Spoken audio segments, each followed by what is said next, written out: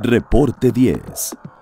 Entrevistas y comentarios con los personajes de la política, la economía, la sociedad, la cultura y el deporte que inciden en la vida de quienes habitamos en la península.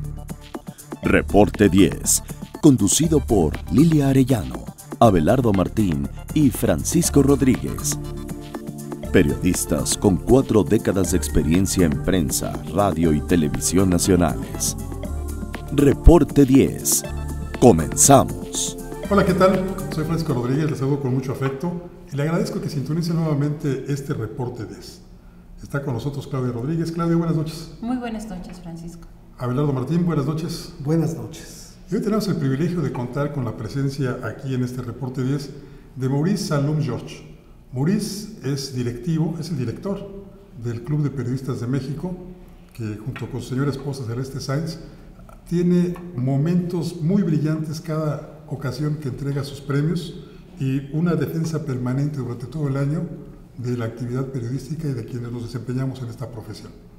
Hoy Maurice viene a platicar con nosotros sobre Siria. Siria, el país donde él nació. Maurice es mexicano, pero él nació en Siria y tiene un conocimiento muy profundo de lo que está pasando allá. Maurice, buenas noches. Muchas gracias, Francisco. Pues antes que nada quiero agradecerles y es un honor para mí invitarme a esta mesa. Tampoco quiero dejar de mencionar que tú formas parte muy importante de la directiva de nuestro club de periodistas. Gracias. Pues bueno, hablar de Siria hoy pues, está en boga, ¿no? Todos los medios prácticamente enfocan sobre este conflicto que inició hace más de 7 años. Lo que nos llega a México, lo que nosotros sabemos a través de los medios mexicanos, yo creo que una visión un poco sesgada, así conforme yo lo que veo, siendo yo editor de un medio de comunicación.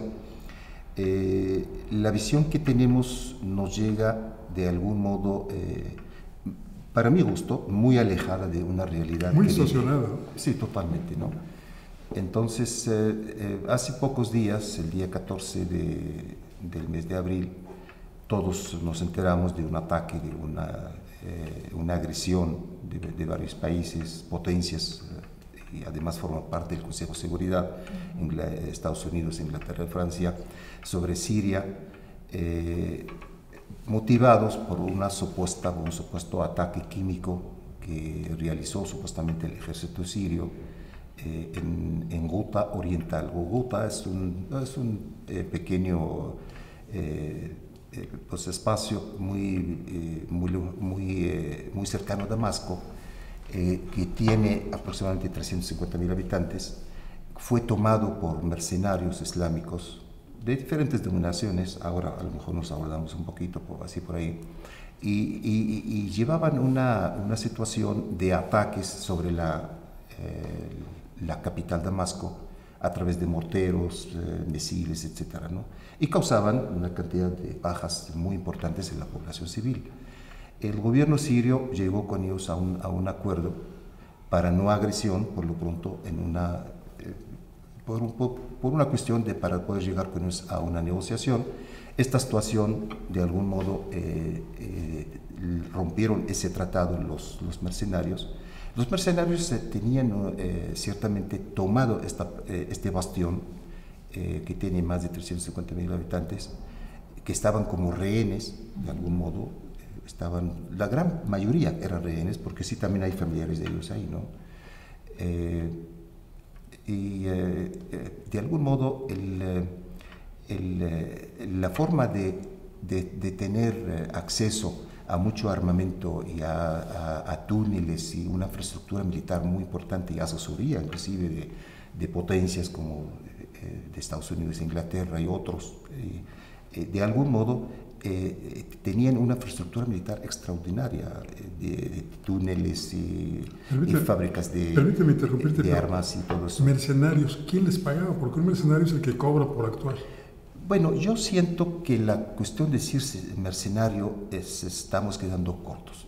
Todos son mercenarios porque alguien les paga. No puede ser, hay un interés de por medio. No puede ser que un grupo que rebasa los 40.000 combatientes, que están a unos pasos, a unos metros de la capital de Siria, y por más de 7 años atrincherados ahí, donde tienen sueldos, tienen armamento, tienen todo lo que necesitan. Eso es lo que además se encontró una vez que ya fueron desalojados. Vamos a llegar a ese punto. Pues han encontrado ahí hospitales, fábricas de armas, ciertamente una infraestructura apta para un ejército regular, ¿no? Esto no puede ser así gratuito. Todos sabemos que de algún modo tenían financiamiento económicos de dos fuentes, Qatar y Arabia Saudita económicamente. Y el armamento pues les llegaba prácticamente de todos lados, ¿no? De todos lados están que tienen algún interés en el conflicto, ¿no? El día 14 de abril, lo que es la agresión militar contra Siria, como ya lo dijimos, un día antes la ONU, a través del Consejo de Seguridad, por una invitación del gobierno sirio, habían invitado a unos observadores para que vigilen, porque tenían conocimiento que los mercenarios islámicos tenían en mente hacer un ataque químico, y habían invitado a Naciones Unidas para que mande sus observadores para que vigilen y entren a la zona, ¿no?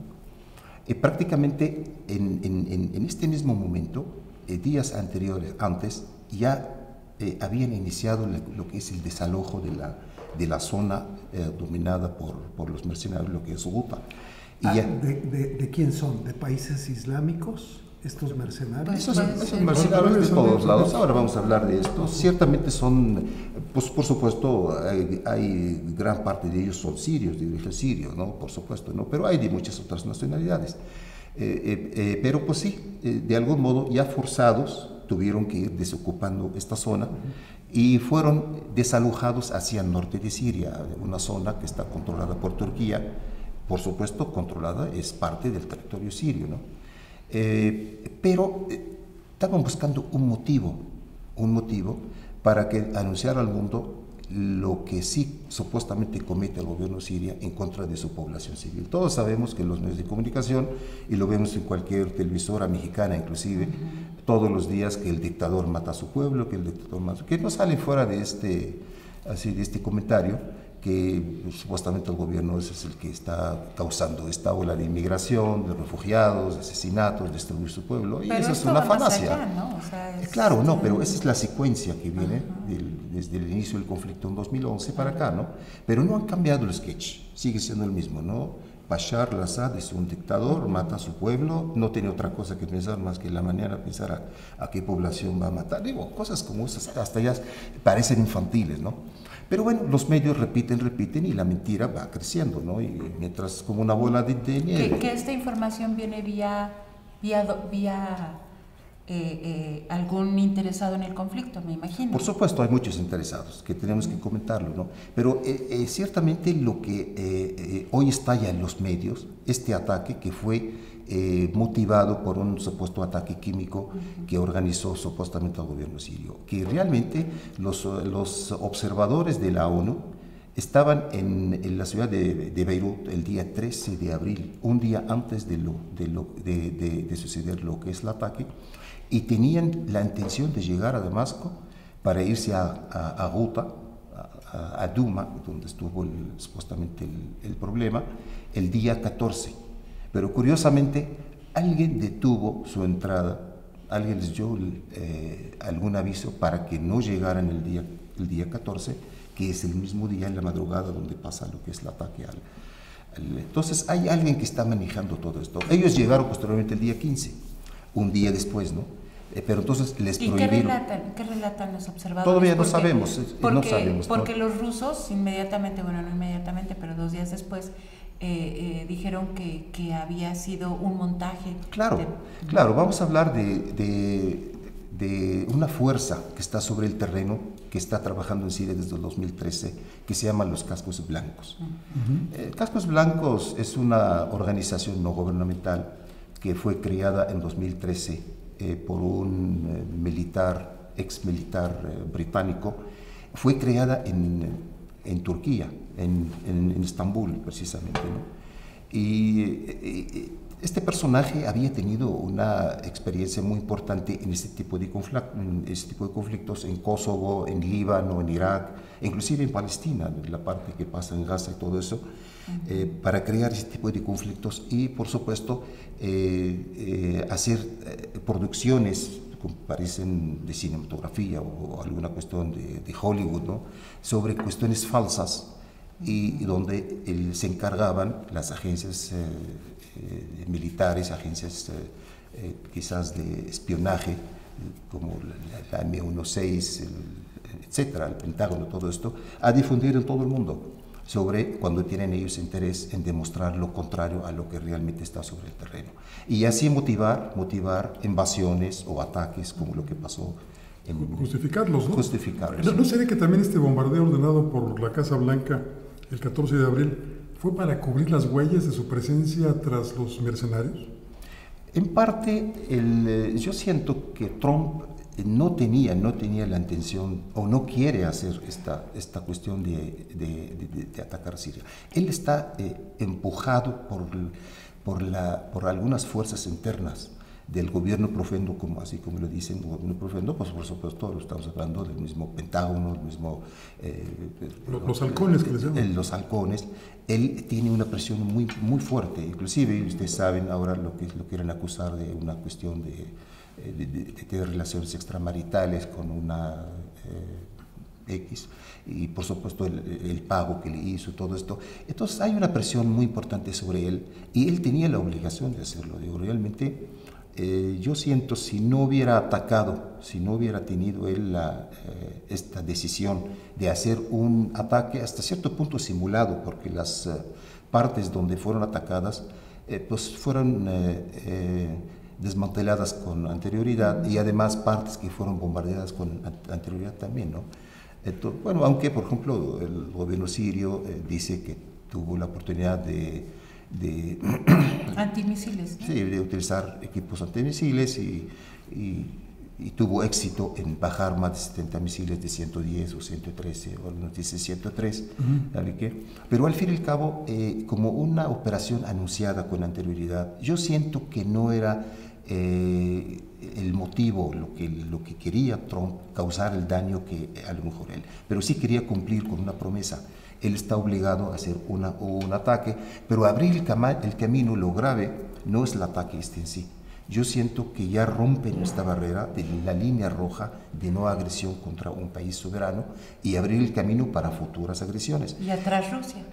Bueno, Rusia está apoyando al gobierno sirio y la confrontación rusa-norteamericana pues parece que abre el camino a una nueva guerra fría que ya está. Ya sí, definitivamente ya está. Estamos viviendo una nueva guerra. Ya está. Vamos a tener que hacer una pequeña pausa, Maurice. Claro. Y enseguida regresamos a este Reporte 10. En un momento regresamos a Reporte 10.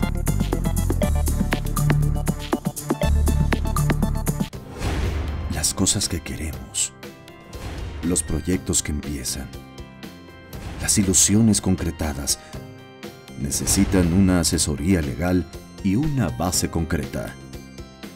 Notaría 64. Respaldamos tus actos legalmente.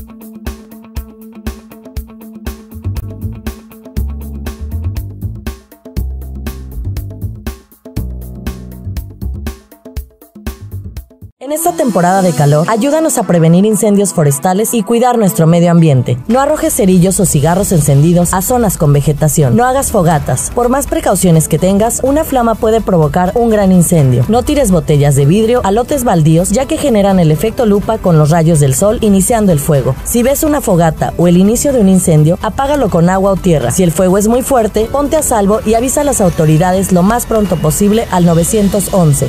Unidos por nuestro medio ambiente, solidaridad, unido y transparente.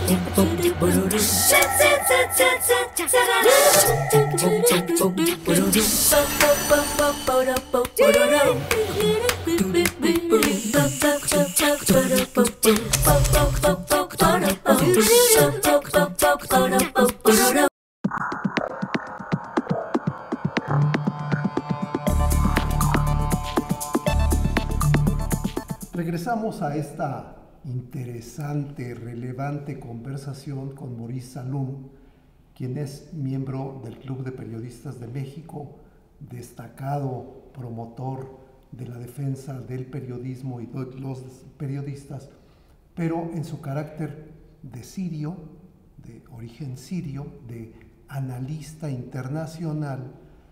Y pues hablar de Siria en este momento es hablar del punto que en la mayor parte del mundo se reconoce como el lugar donde puede detonar la Tercera Guerra Mundial. Y pues a lo largo de lo que veníamos platicando, yo tengo pues varias preguntas.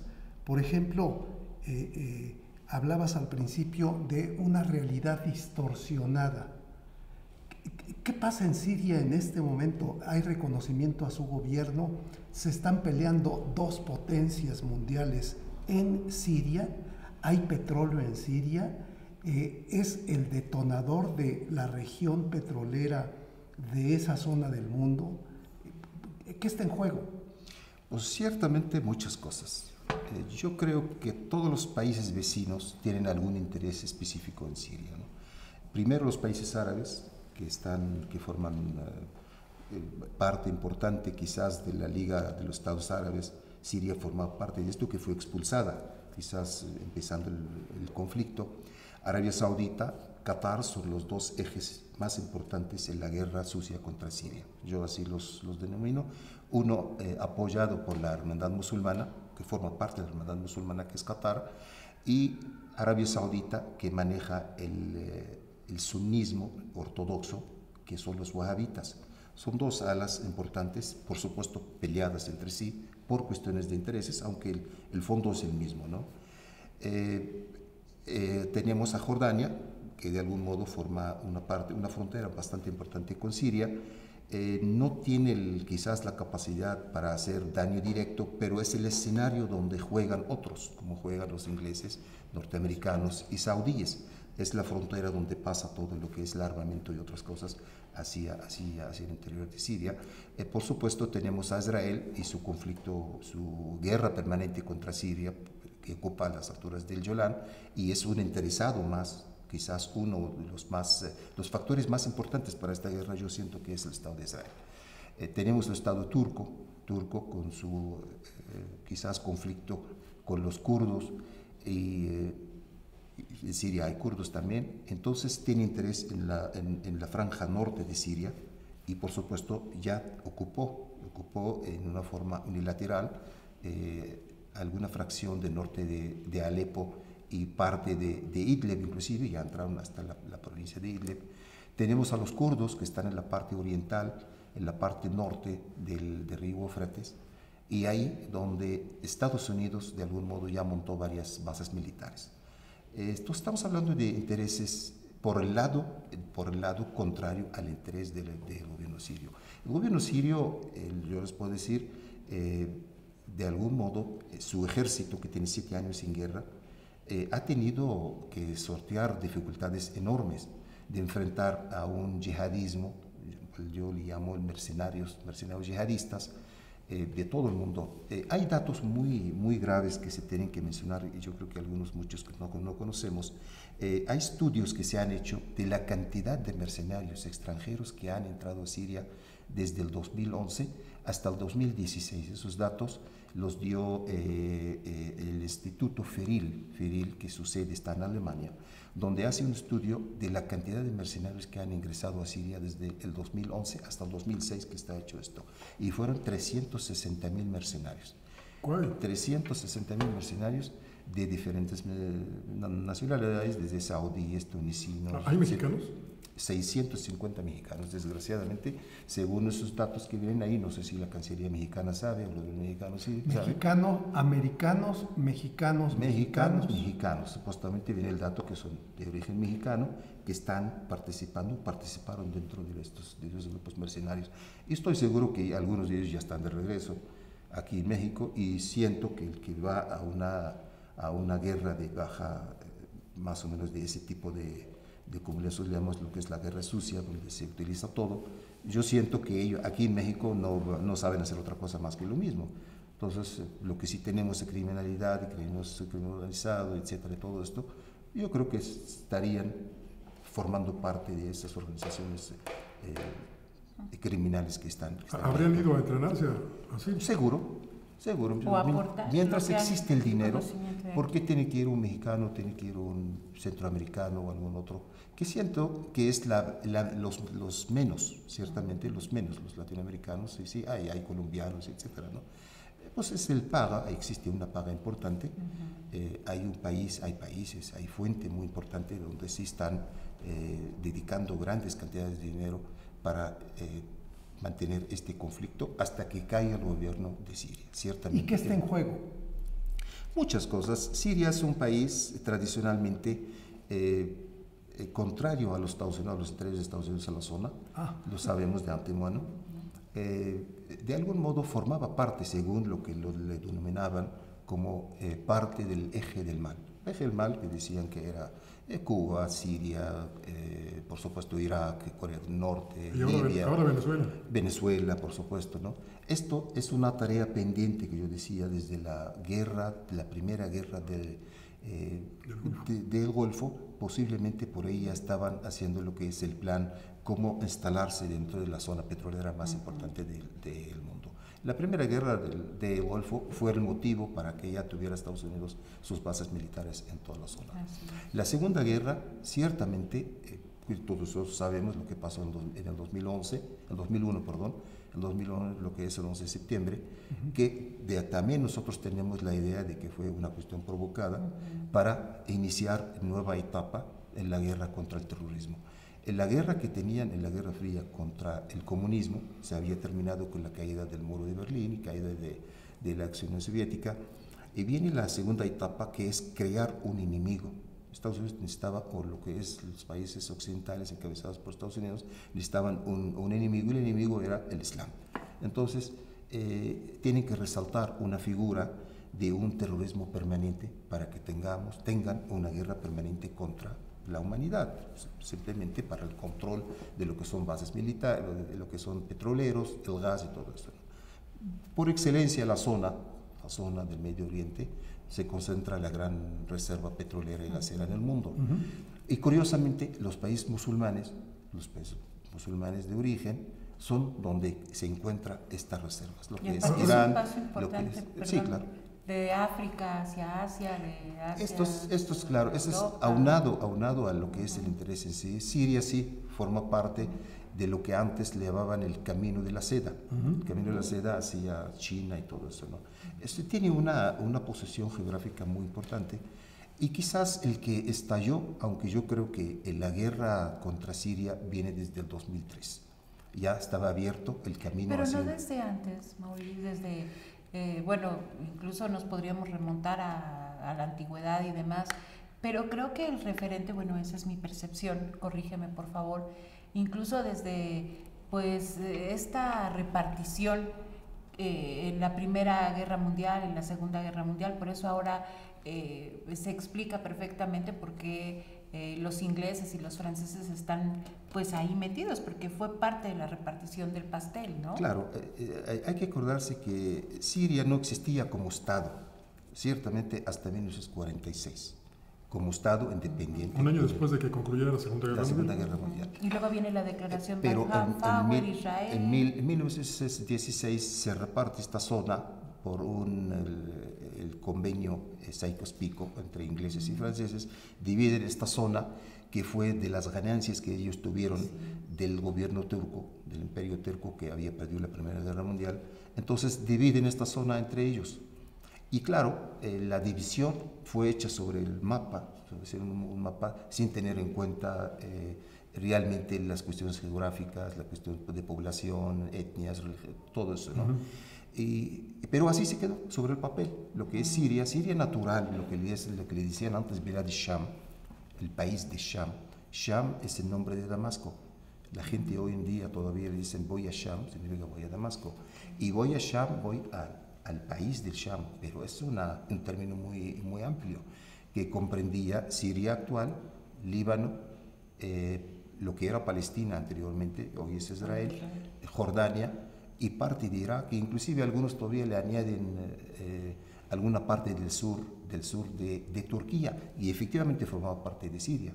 Todo esto hay una provincia de Siria ocupada por Turquía desde 1939. Antes de la Segunda Guerra Mundial fue regalado a Turquía por parte de Francia para que no entrara en la Segunda Guerra Mundial a favor de Alemania. Fue como un regalo, ¿no? Hubo un acuerdo, digo, le hubiera regalado París o algo así, no, regala parte de un territorio ajeno. Bueno, pues así pasó. Y hasta el día de hoy, pues esta provincia se llama Hatay en turco, pero en árabe pues se llama Escandarona, y quedó bajo el dominio turco hasta el día de hoy. ¿A dónde queremos llegar así en esto? Que Siria, como la conocemos hoy en día, ciertamente no existía tal como es, como se habla políticamente, ¿no? Los intereses, creo que, de la invasión a Siria ciertamente llegan después de la Segunda Guerra del Golfo. La ocupación de Irak por parte de Estados Unidos, parte de esta ocupación era también derrocar el gobierno sirio y el gobierno iraní. Eso es como entrar en medio de las dos fuerzas. Lo que algunos ya le han puesto el nombre de la media luna chiita, que comprende Irán, Irak, Siria y la parte sur del Líbano, que llega hasta el Mediterráneo, ocupa lo que forma hoy en día Hezbollah. La intervención del 2003 no le funcionó a los Estados Unidos. Ellos pensaban que la ocupación de Irak automáticamente caería al gobierno sirio. No cayó, y al contrario, se empantanó el ejército norteamericano ahí y tuvo que buscar una cuestión alterna, y era pues derrocar los gobiernos por dentro. Y el inicio de esta guerra, con muchos sucesos que no hay tiempo para así comentarlo, yo siento que empieza por ahí. Y por supuesto, posteriormente viene la muerte de Hariri, el asesinato del primer ministro libanés, donde implican al gobierno sirio, quieren juzgar al presidente de Siria, etc. No les funcionó, también fue una cuestión de mentiras y otras cosas, pero lo que provoca la salida del ejército sirio del Líbano. Viene la guerra del 2006 contra Hezbollah para de algún modo destruir a Hezbollah, tampoco les ha funcionado. Los ataques sobre Gaza en el 2008 y por supuesto el 2009. Una cuestión de actos que fueron continuos, pero ciertamente la invasión a Siria, yo para mi gusto, inició por otros medios. Fue el medio económico y el medio de un acercamiento turco-catarí, y iniciar una cantidad de inversiones importantes y tratar de que el gobierno hiciera algunos cambios, que tuvo que hacer muchos cambios, abrir sus fronteras al comercio, y por ahí viene un problema importante, ¿no? Quizás el cambio que trató de hacer el gobierno, que para mi gusto fue equivocado, abrir sus mercados a mercancías muy baratas, como lo que pasó en México con algunas cuestiones del zapato y textil y otras cosas, y eso al final causó el quiebre de mucha pequeña industria en Siria, que Siria es un país autosuficiente, era un país autosuficiente de todo, inclusive en la cuestión agrícola autosuficiente y exportaba. El segundo país en reservas de trigo después de Estados Unidos en el mundo, imagínense. Estamos hablando de una potencia realmente, ¿no? En cuestión industrial tenía industria bastante importante, que fue desmantelada, por cierto, por Turquía.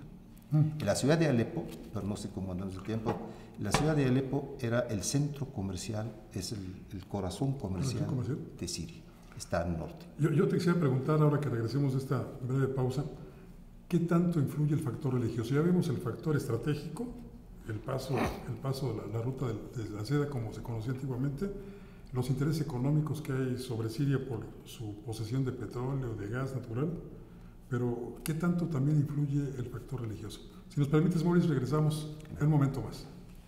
En un momento regresamos a Reporte 10.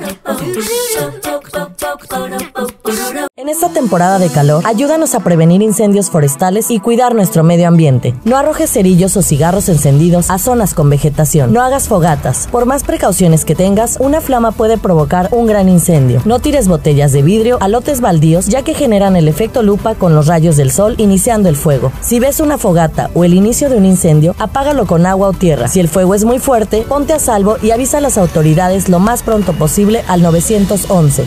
Unidos por nuestro medio ambiente, solidaridad, unido y transparente.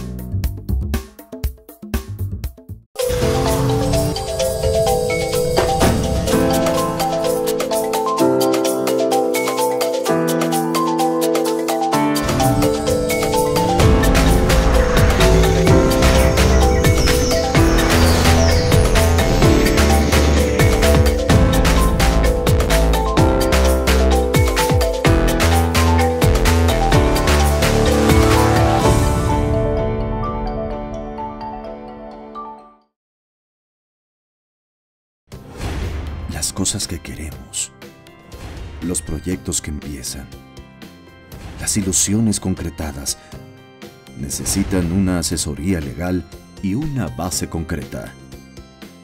Notaría 64. Respaldamos tus actos legalmente.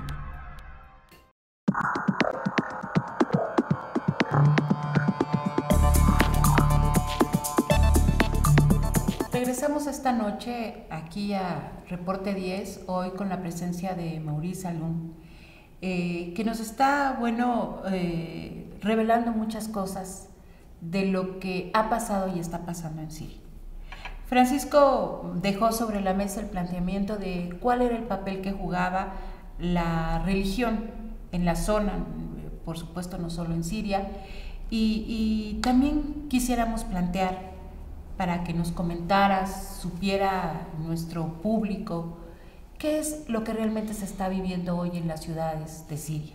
¿De verdad es esa pánico desde el día hasta la noche y en donde todo el mundo está paralizado y es un ataque entre unos y otros? ¿Qué es lo que está pasando, Maurice? Voy primero de lo menos a más. ¿Cómo es lo que está pasando hoy en día? Pues realmente las partes que están dominadas por el ejército sirio, por el gobierno sirio, y usted entra a ciudades y prácticamente vive una vida normal. La gente lleva vida normal a pesar de lo que ha pasado, ¿no? Universidades, escuelas funcionando, ciertamente vuelve a instalarse fuertemente la cuestión industrial y comercial y un movimiento, pero normal. Una vida normal, totalmente normal, ¿no? Claro, por supuesto, no es lo mismo si el país estuviera en paz, pero el regreso a la parte importante. Creo que corremos más peligro en México con los asaltos y la violencia que la gente allá, ¿no? Yo le digo que tengo familia vive en Siria y son mexicanos, que tienen documentación mexicana y pasaporte mexicano. Han llegado a México cuando empezó el conflicto y desgraciadamente regresaron por la situación económica en México y la dificultad para volver a instalarse y ver. Bueno, ciertamente cada país tiene lo suyo, ¿no? Pero digo que sí, realmente los que viven en Siria, bajo la protección del gobierno sirio, no tienen ningún problema. Lo que vemos, lo que pasó en Duma y lo que pasó en Ghouta, los 350.000 sirios que vivían en Duma, que estaban tomados como rehenes por los mercenarios. Cuando tuvieron la primera oportunidad, automáticamente se refugiaron en Damasco, bajo la bandera del gobierno legítimo sirio.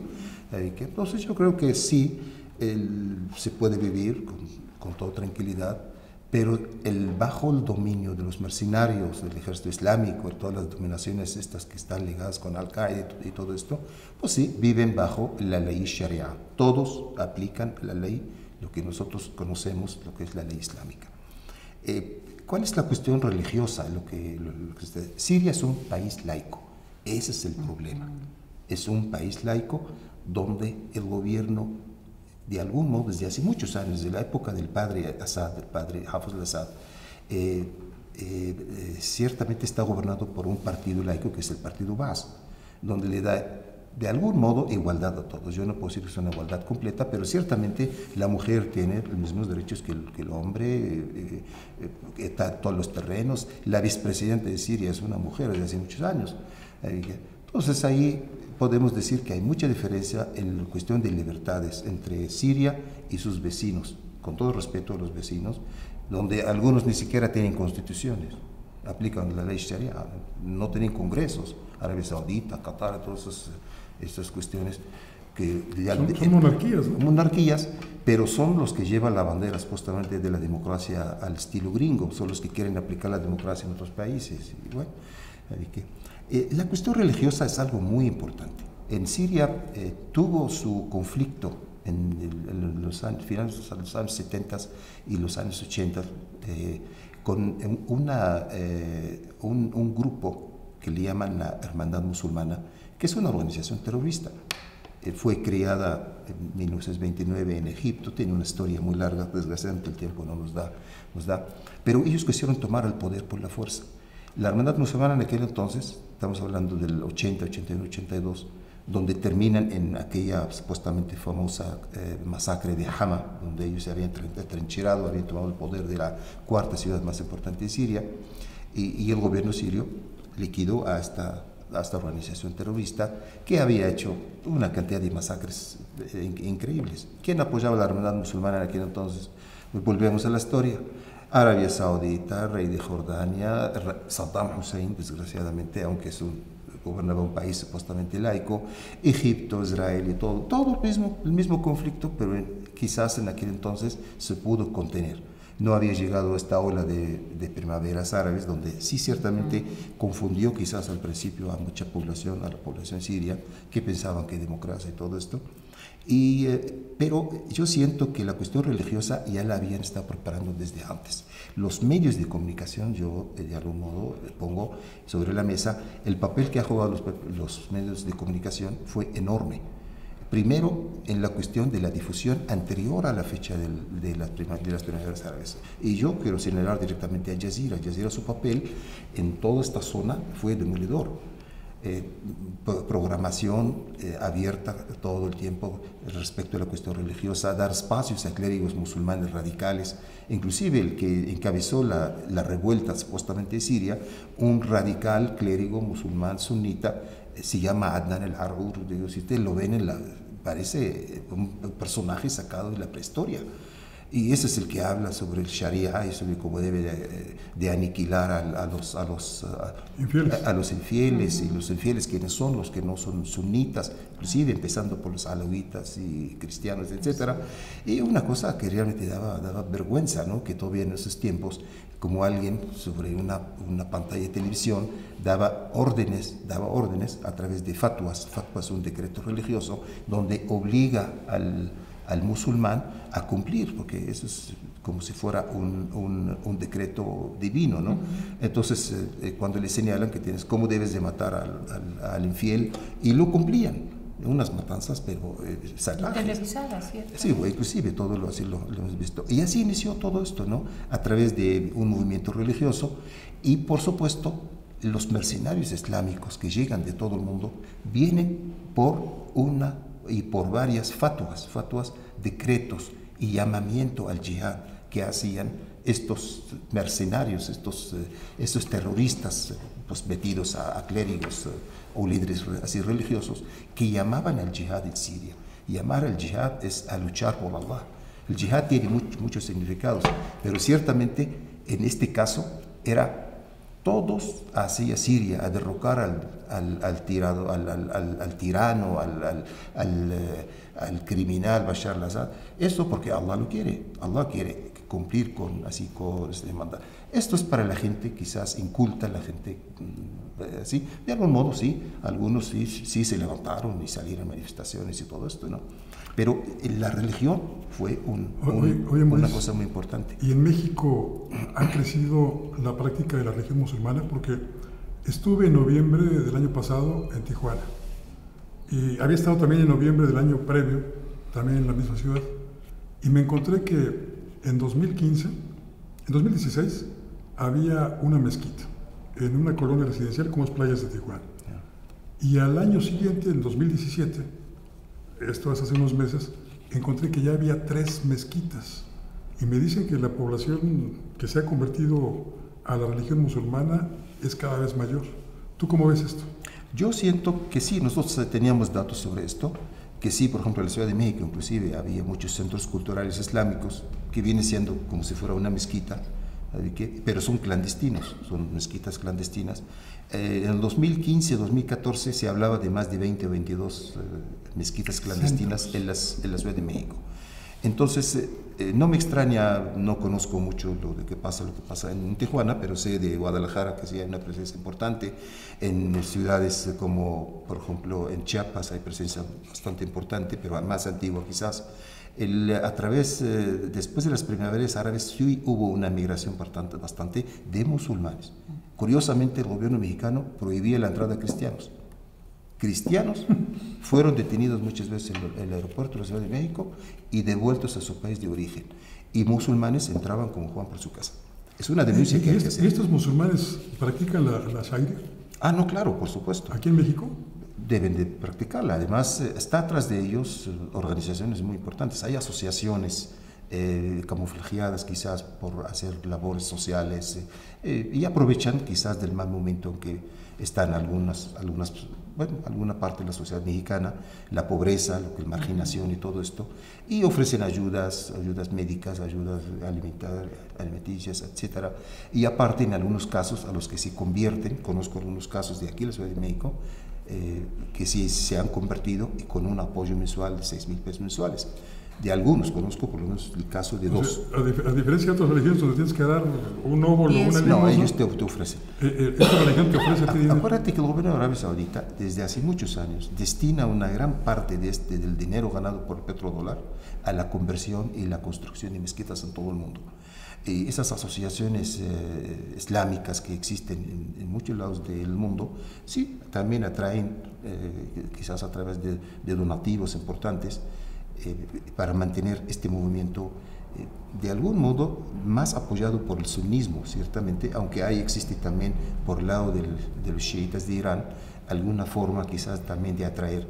En América Latina existen las dos escuelas, lo que es el sunismo y el chiismo, pero donde con mayor penetración y una forma mucho más agresiva y así es lo que hacen los sunitas. Los sunitas apoyados por Arabia Saudita. Pues tenemos que hacer otro programa para que nos expliques bien cuál es la diferencia de sunitas y chiitas. Yo creo que nos tenemos que llevar varios programas. ¿No podemos hacer trampa hoy? Oye, pues a mí me dejó con muy buen sabor de boca por la explicación, pero por la otra con un sentimiento ahí muy oculto de cierta envidia cuando habla de que el gobierno sirio protege a sus ciudadanos. Así es. Que los sirios sienten la protección de su gobierno. y en México creo que lo único que quiero decir, no es posible que más de 80 países que aportaron a la guerra en Siria, aportaron para la guerra en Siria en contra del pueblo sirio, que han destruido el gobierno sirio, llevan 7 años y no han podido derrocar a un Superman que se llama Bashar al-Assad. Digo, no es posible que sea un hombre solo. Aunque dicen no, que hay mercenarios que vienen y no sé qué, que grupos chiitas vienen de apoyo, no lo dudo. Pero ciertamente la fuerza y el eje principal del ejército nacional sirio son los sunitas de Siria. Estos soldados que forman parte del ejército sirio son sunitas. De la otra parte, quizás lo que quiere combatir Arabia Saudita y Qatar y Turquía y todos los países sunitas de la zona.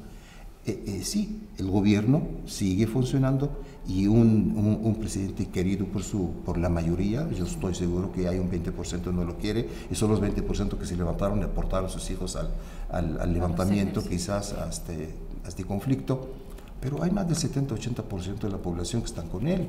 Entonces, ¿cómo puede durar un presidente que sale a manejar su coche en las calles de Damasco? Lo ven mucha gente, está en muchas cuestiones. En las cafeterías. Va y así como cualquier persona normal. Digo, no se entiende esto. Entonces, por eso buscan la forma de derrocarlo a través de un movimiento militar, una invasión o un derrocamiento a través de... Y también mediático, ¿no? Esa es la guerra mediática desde el inicio, iniciaron con una guerra mediática. Ciertamente los medios han jugado y siguen jugando la guerra sucia. La guerra sucia en Siria está fomentada, está hecha por los medios. Absolutamente. Todos los medios. Pues casi todas las guerras sucias así son. De los productores de alunizaje de los estadounidenses en la Luna, hemos estado viendo muchos videos que ahora se refieren a Siria. Acuérdese que el año pasado, 2017, le entregaron el premio de Hollywood a Cascos Blancos. Cascos Blancos es una organización terrorista.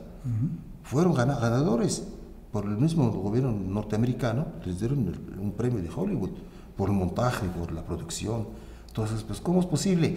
Lo que pasó en Ghouta, capturaron a dos de los que hicieron el montaje de Ghouta, que supuestamente están lavando a los niños. Generalmente estas bombas nada más afectan a niños y mujeres.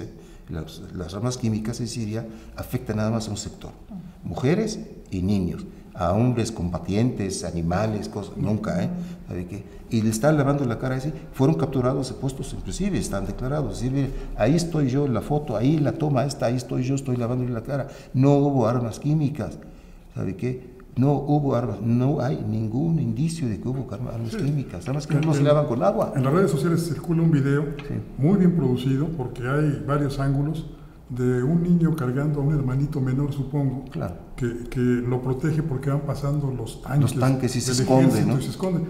Pero la producción es magnífica, porque aquí, que tenemos muy buena producción, tenemos 3 cámaras. Claro. Y en ese video que circula en las redes hay fácil unas 10 cámaras funcionantes. Claro. ¿Y ustedes han visto las masacres que han hecho, por ejemplo, por los civiles que fueron capturados por Daesh, el ejército islámico? ¿Ustedes vieron la forma como les cortan la cabeza y la protección que hacen y todo esto? Digo, esto es una cuestión de una vileza. Sí, es el uso de los medios de comunicación, claro, para distorsionar o para promover una causa. La cuestión es aparente. infundir, ¿no? Tiene doble arma, ¿no? Es infundir el terror. Infundir el terror en la población significa ahí viene el ejército islámico, ahí vienen los no sé qué, entonces tienen que rendirse, no hay forma, no hay manera. Ya viene el califato y ya venimos a tomar el poder, pelear, entonces no peleen. Y realmente el final de los que se oponen es esto. Y claro, pues así ya fue tomadas ciudades enteras, ¿no? Pues no quieren oponerse a nada, simplemente lo que quieren vivir, pero vivir bajo una ley islámica, que es donde te tienen que obligar a varias situaciones. Si puedes vivir bajo la ley, pero tienes que aplicarse a lo que tienen a ellos, ciertamente. La Constitución y las leyes pasan a un segundo término. En el caso de nuestro país, tienen que obedecer primero las leyes musulmanas, la religión musulmana. Los mandamientos, diríamos. Bueno, un musulmán en el mundo, un practicante en el mundo, ellos se rigen por su ley. Las constituciones pasan a un segundo término, indudablemente, ¿no? Un musulmán mexicano, para él es más cercano un musulmán de Bangladesh que un mexicano. En un conflicto entre dos, ellos van por la hermandad. Así les exige la religión. Pues nos dejas. Entonces, una cuestión, si la cantidad de musulmanes en México en unos años rebasa los 500,000 o algo así, ya tendríamos un partido político musulmán. Todos los musulmanes votarían, van por su hermano musulmán. Lo que pasó en Londres, ya tienen el regente, el alcalde es musulmán. Todos votarían por él, independientemente de su afiliación. Les guste, no les guste. Muy interesante. Claro, ¿no? Pues esa es la hermandad, ¿no? Oye, pues nos pasamos de tiempo, pero quisiéramos seguir platicando más contigo.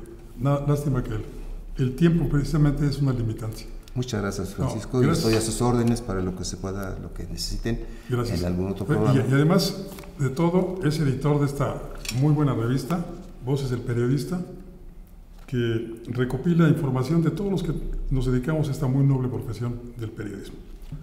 Gracias. Y gracias, Claudia. Buenas noches. Gracias, Francisco. Gracias, Maurice. Gracias. Y qué bueno que le hicimos siempre trampa al tiempo. Abelardo, gracias. Buenas noches. Muchas gracias. Buenas noches. Y nuevamente, buenas gracias. Noches. Gracias, buenas Maurice. Noches. Buenas noches. Soy Francisco Rodríguez, le agradezco su atención. Lo invito a que nos encontremos aquí la próxima semana. Mientras tanto, le deseo, como siempre, buenas gracias y muchas, muchas noches. Ahora tiene usted a la mano más herramientas informativas para que emita su propia opinión. Comuníquese con nosotros, aporte sus comentarios y sugerencias a los correos y redes sociales que aparecen en su pantalla. Mientras, le invitamos a sintonizar Reporte 10 la próxima semana, a la misma hora, por esta señal que siempre va contigo.